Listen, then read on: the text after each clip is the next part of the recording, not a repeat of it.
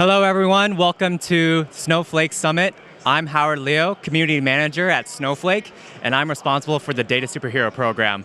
And with me, I have two data superheroes, Christopher Marland, Mike Droog, and we're going to talk about Frosty Fridays. In case you missed it in the Builders keynote, Benoit, our co-founder, gave a great shout out to our two data superheroes for the community challenges, Frosty Friday, which originated last Snowflake Summit. 52 weekly challenges, and here we are at Snowflake Summit. Welcome, guys. How are you guys? How has Snowflake Summit been for both of you? I mean, great. We always enjoy these kinds of events, but it definitely was extra special having that shout out.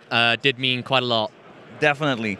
And I mean, for us as well, it's also a source of inspiration, and for the challenges as well. I think we've seen enough to be fed for the next 3 months, I think. Yes, we've got 3 months worth of challenges after this summit alone, so we're doing very well so far. Well, every data superhero has an origin story, so could you walk us through what gave you that inspiration, that idea of, hey, we should make this challenge and just keep it going for the entire year? What gave you that inspiration? I think it came from a feeling of being overwhelmed, to be honest.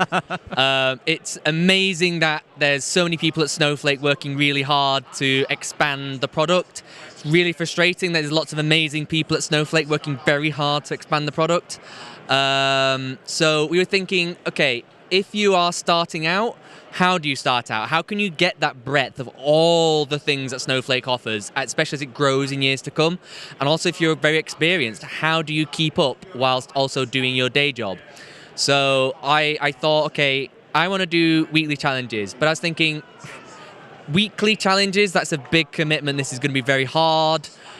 So I met Mike at last summit. I said, oh, I've got this idea, but it's overwhelming. He said, do you want some help? And I pounced on him and I said, yes, absolutely. And I think that's the main thing. You had a great idea, but we all know that, everyone has a lot of these projects in the back of their at the back of their head to say, hey, this is a good idea, but never get started. I heard Chris's idea, and I thought, this is wasteful if we don't jump on it.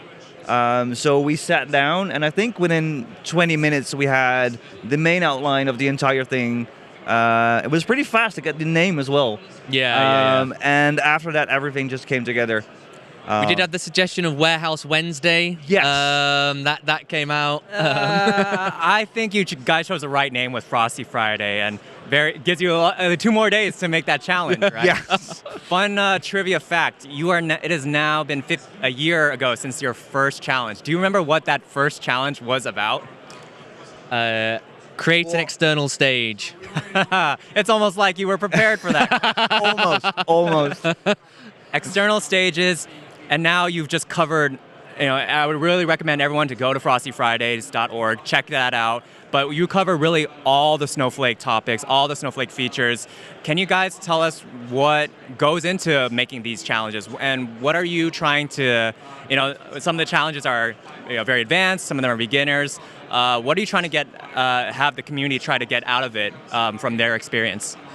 I guess there's probably 2 different processes. I'd say my personal process is I think of the topic first. Often I'll scroll through new features coming through that maybe people haven't seen, maybe lots of people have seen. So topic to start off with. Yeah. Then what I do is I think, okay, what's the use case here? Mm-hmm. So I go through that, and then I have the crux of the challenge in my head. Then, thanks to ChatGPT, this is a lot easier, but I create the dummy data. And ChatGPT is great at dummy data that looks really realistic. So that's amazing. So I then do the dummy data. I will then personally do the challenge.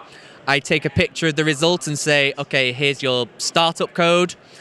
Here's what we want in the end. Here's a picture of the result. Go ahead.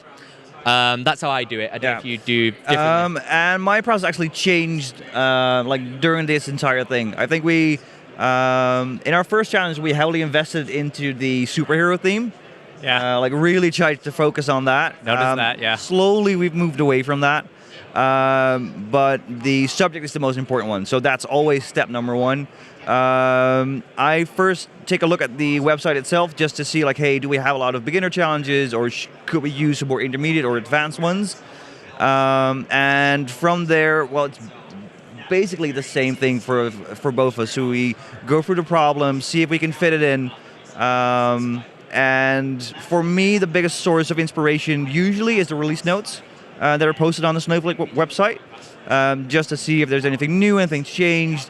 That is a good idea for everyone to look into, especially for the more advanced users who say, like, yeah, I know all the basic stuff, but a new challenge with a new feature is something that gets them excited as well. I do want to look at you make greater use of the forums going forward. Just what are people struggling with, and kind of have a bit more focus on that, perhaps.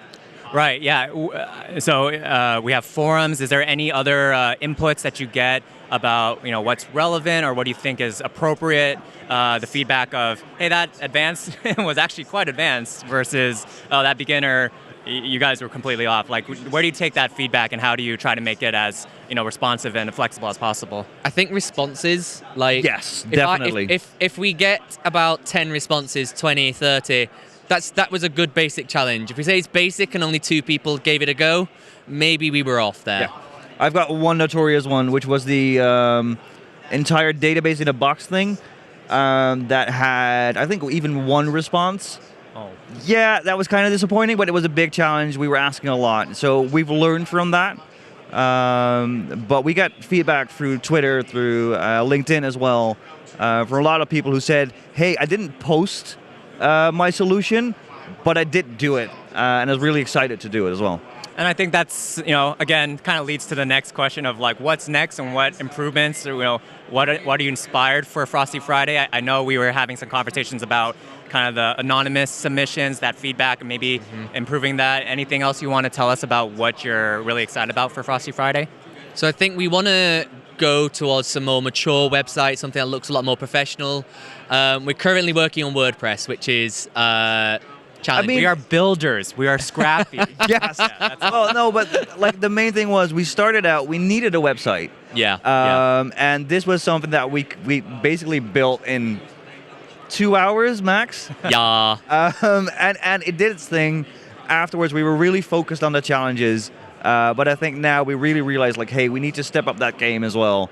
And website is one of the bigger things. Yeah, and people really want a leaderboard. So a Streamlit, open, leaderboards on the community cloud that everyone can access. That's a very big request. Okay. So it's definitely coming. People are very proud. I know one of our fellow data superheroes is one of the first ones, so we'll give a shout out to him later. But definitely, we look forward to that. From the conference, can we get a hint about what's coming next? And is there going to be a next week Frosty Friday? Yeah. Are we going to take a break? Or so we've just been working for Friday's challenge, dynamic tables. Awesome. Naturally. Very relevant. Yeah.